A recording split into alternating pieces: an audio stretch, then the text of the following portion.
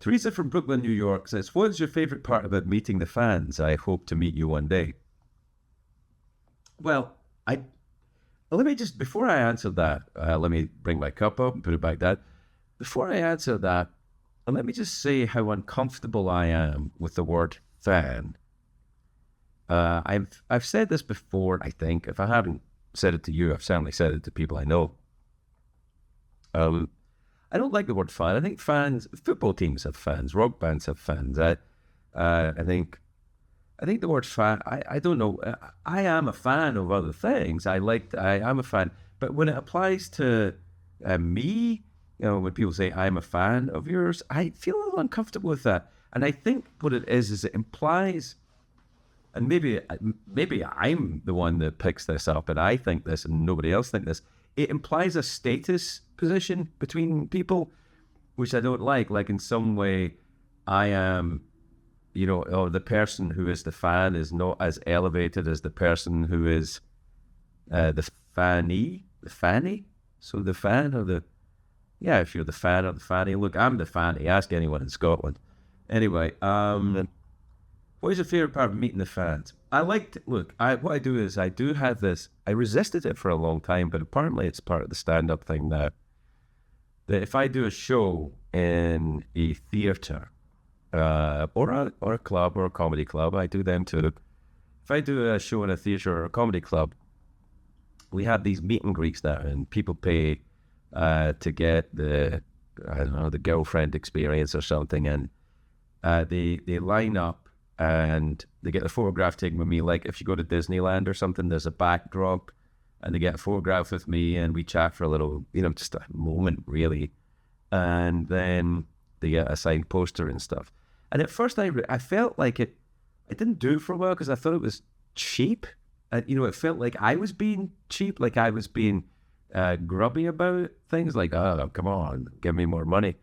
But I suppose I could always do it for free, but so I've talked myself into a terrible position there. But I think it would be oversubscribed because then you would have to meet everyone in the audience, which is too much.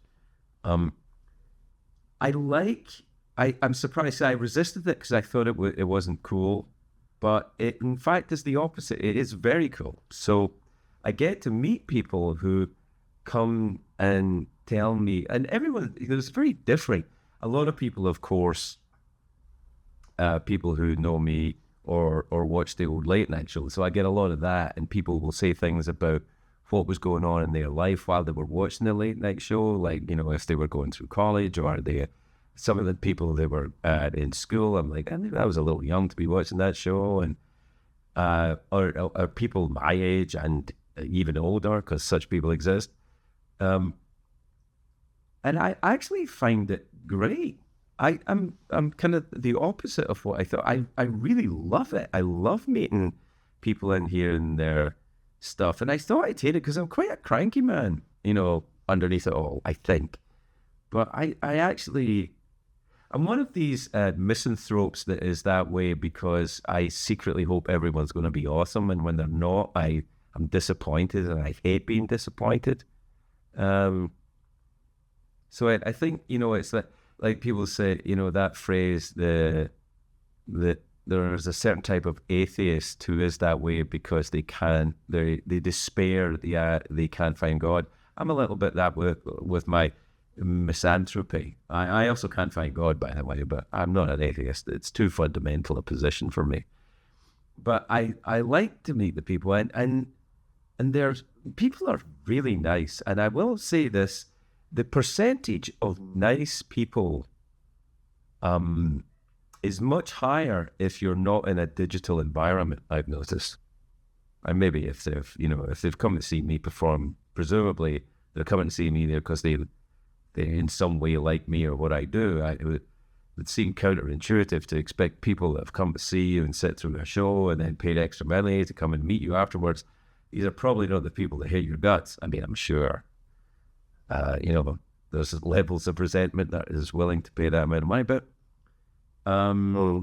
to answer your question in a slightly more concise manner, Teresa from Brooklyn, my favorite part about meeting the fans is the fans. That's it. they are people. I guess the lucky thing about meeting people who like what you do is that it helps, you know. I always felt, and I wonder if you guys feel this. I felt this when I was doing the late night show, and I feel like kind of the same effect doing this mad little hotel room, state by state, as it turns out, chat to you guys. That I feel we're kind of in this together a little bit. Do you know what I mean? I get it was Pete Holmes had a great stand-up special title. I like Pete very much, and he had a stand-up special called "I'm Not for Everyone," and I feel like I'm not for everyone, but for the people I am for, which I presume at this point in the podcast, if you've hung around for 13 minutes and 19 seconds, I probably am for you, and I like it. I kind of, there's a weird sense of, I mean, am I crazy? Is there a little kind of sense of community or something about it? I don't know. Does that sound culty? I don't mean it. I mean, look, live your own life. I'm not telling you what to do or anything like that, or you don't have to believe what I believe or anything. But that's maybe what we are. We're the people that don't belong anywhere else.